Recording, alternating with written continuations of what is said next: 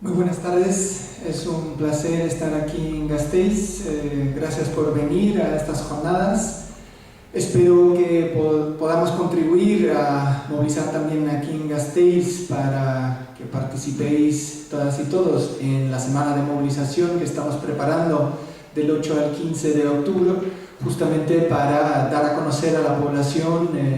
las enormes consecuencias sociales, políticas, económicas, culturales que tienen las políticas de la Unión Europea, las políticas neoliberales en su conjunto y específicamente estos peligrosos tratados que en secreto se están negociando en los despachos de Bruselas, ¿no?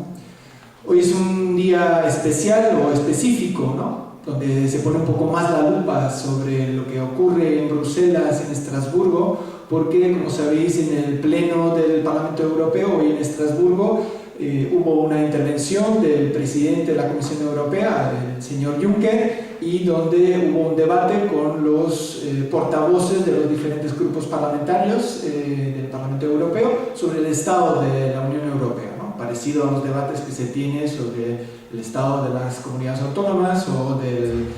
debate en el Congreso de las y los diputados sobre el estado de la nación, ¿no? Bueno, como os podéis esperar, que no había ningún gran eslogan ni nada nuevo en relación a la intervención de Juncker, sino más bien aprocha gorda, digamos, muchas buenas intenciones y ningún reconocimiento de mal que van las políticas, ¿no? Y yo creo que el actual estado de malestar y sobre todo del aumento de la resistencia y movilización en relación al Tratado Transatlántico de Comercio e Inversiones entre Estados Unidos y la Unión Europea, pero también el otro pequeño hermano del TTIP, el Tratado entre la Unión Europea y Canadá, tiene que ver con una brecha cada vez mayor entre la población o las mayorías sociales y estas instituciones de la Unión Europea y lo que viene en su conjunto, que son los poderes económicos y políticos, ¿no? Y eso se vio claramente reflejado en el resultado del referéndum en el Reino Unido sobre la salida de la Unión Europea, porque aunque es cierto que ha habido un voto muy importante racista y xenófobo, no podemos obviar que hubo un voto muy importante de anti-establishment, anti estas situaciones de antidemocracia, de una situación absolutamente de ir por un lado donde no quiere que donde la población no quiere que se vayan las políticas y desde los poderes económicos y políticos hacen absolutamente lo contrario, ¿no? Y yo creo que podemos nombrar diferentes circunstancias que es importante recordar en la situación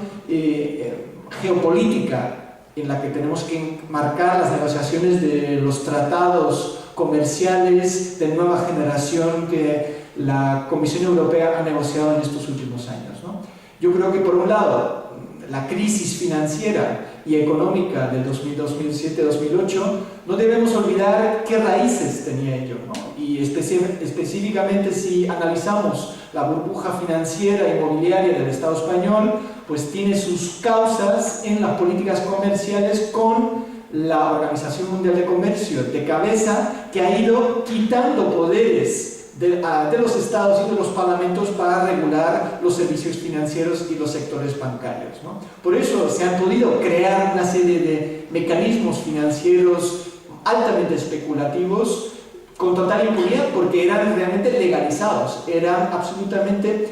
el objetivo de crear las políticas públicas para permitir eso, ¿no? Por lo tanto, las consecuencias, tanto en el Estado español como en muchas partes del mundo, en relación con la crisis financiera y económica, tienen sus raíces en las políticas comerciales, pero también en las desregulaciones o, por otro lado, en las re-regulaciones tanto de los estados como de la Unión Europea y de instituciones financieras internacionales o organismos como la Organización Mundial de Comercio, donde ya hemos trazado 40 años de globalización capitalista, ¿no? Eso nunca debemos perder de vista, porque nada es casual, nada ha ocurrido, digamos, como si ha caído del cielo, sino todo ha sido una serie de consecuencias de las que llevamos hablando los movimientos sociales desde hace muchas décadas y contra su origen, que es el sistema capitalista, llevamos años o décadas luchando, ¿no? El segundo aspecto que me parece muy importante a resaltar es esa ausencia de democracia, porque en muchas ocasiones se hace esta pregunta trampa: ¿Europa o Unión Europea? Estamos hablando de un proyecto muy concreto que es la Unión Europea, ¿no? Y eso tiene sus orígenes en 1957 con todos sus tratados que ahora no voy a nombrar por falta de tiempo, pero ahí nunca se ha querido crear nada que tenga que ver con algo democrático o algo con los intereses de las poblaciones, ni con justicia social, ni lucha contra las guerras, no, justo lo contrario. Siempre era una creación de un gran mercado, un gran cartel de los poderes económicos, sobre todo de las grandes empresas, en detrimento de las pequeñas empresas y los tejidos económicos sociales locales, y para crear y prepararse para el asalto a la economía mundial y competir en las condiciones del capitalismo en los mercados internacionales, ¿no? Eso eran las condiciones por las que se han creado la Unión Europea, y es la Unión Europea un espacio sin democracia, ni siquiera es una ausencia o a veces una falta de democracia que se dice, no, son estructuras antidemocráticas que son creadas justamente para que la población no pueda participar y justamente solo corresponda a reflejar los intereses económicos comerciales de los grandes poderes económicos y financieros. Y eso ha ido empeorándose, y realmente las negociaciones del tratado con Estados Unidos y el de Canadá, o un tercer tratado que aún es menos conocido, que es el Tratado de Comercio y de Servicios, que se negocia con otras partes en Ginebra, el TISA, corresponden en realidad en ese momento cuando estamos viviendo un momento de estagnación económica importante, de un desempleo, digamos, estructural, pero sobre todo sin perspectivas de recuperar las cuotas de crecimiento económica con la que se expandió este neoliberalismo en la Unión Europea en los 80 y 90, sino gran parte de ese crecimiento económico se ha ido trasladando al sudeste asiático y ahí se va a quedar. Y por lo tanto, la Unión Europea, como también Estados Unidos, van a perder tanto poder económico, comercial, importancia política, geopolítica y sobre todo influencia militar. Y eso es un poco el contexto más amplio en el que se negocian estos tratados, para dar aún más poder y nuevos mercados que todavía no están absolutamente mercantilizados hasta ahora en el contexto de Canadá, Estados Unidos y la Unión Europea, como algunos servicios públicos, como mercados de contratación pública, y sobre todo todavía quedan esferas de años de lucha, ¿no? De defensa de salud pública, de medio ambiente, de defensa de derechos sociales y laborales, y esos también quedan todavía por eliminar por completo, y eso también es parte de este ajuste estructural que plantean este tipo de tratados. Y hay una amenaza más, que es más de política interna en la Unión Europea. Estamos viendo que tanto por la izquierda como por la derecha, los poderes fácticos políticos, los partidos tradicionales, están perdiendo, digamos, poder político, y en los próximos años y décadas vamos a ver cambios políticos importantes. Pero claro, los puede venir por parte de la izquierda, como lo hemos visto en el caso de Syriza en Grecia, o en el caso también propio nuestro aquí en el Estado español, con los cambios políticos que hubo en estos últimos 2 años.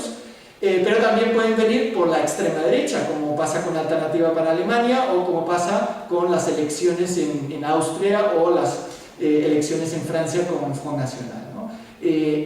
Ahí hay un peligro por parte del establishment, de las élites, de que puede haber políticas antineoliberales, no necesariamente como propone la extrema derecha, de justicia social o de lucha contra las desigualdades o las causas de nuestros problemas económicos sociales de hoy en día, pero sí irrumpir las dinámicas de la globalización tal como la Unión Europea la ha defendido en estas últimas décadas, ¿no? Y de ahí también quieren cerrar la puerta con ese tipo de tratados para que cualquier tipo de nuevas alternativas políticas puedan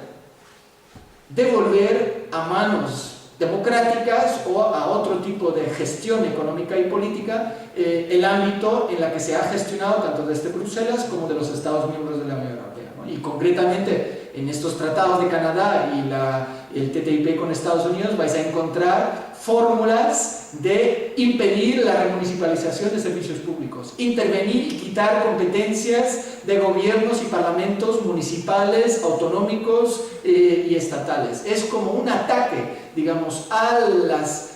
democracias parlamentarias formales, como no ha habido con un plumazo en estas últimas décadas de la que estamos hablando, de la globalización económica capitalista, ¿no? Eso es un poco el contexto en el que tenemos que situar estas negociaciones, a la que luego hay que añadir otras circunstancias de la que hoy, por ejemplo, Juncker no ha hablado en su discurso, ¿no? No ha hablado de la crisis ambiental, del cambio climático, no ha hablado apenas del drama humanitario que sufren cientos de miles de refugiadas y refugiados, y que son justamente la Unión Europea la que, con sus políticas neoliberales en el contexto internacional de comercio, de instituciones financieras internacionales, ya que hablamos tanto del caso Soria, es espeluznante como nadie, ni siquiera de la bancada de la izquierda, aprovecha ese momento y ponga en cuestión la propia existencia del Banco Mundial, porque el Banco Mundial se ha creado para imponer políticas neoliberales, políticas de ajuste, de recortes sociales, de privatizaciones, de creación de deudas ilegítimas en muchas partes del mundo, creando megaproyectos, ¿no? Megaproyectos de infraestructuras, energéticos, de telecomunicación, que ha sufrido la población local y se han enriquecido las élites y las grandes multinacionales, ¿no? Esto es un poco el panorama en el que tenemos que situar estos tratados, y si queréis luego pues aclaramos un poco de esta cortina de humo que de repente se ha creado, que si algunos hablan de la muerte del TTIP, pues estamos muy lejos de esta situación, y por eso aún más importante las movilizaciones que estamos preparando para estas semanas. No sé, Carmen. Y decir, no sé si Carmen quería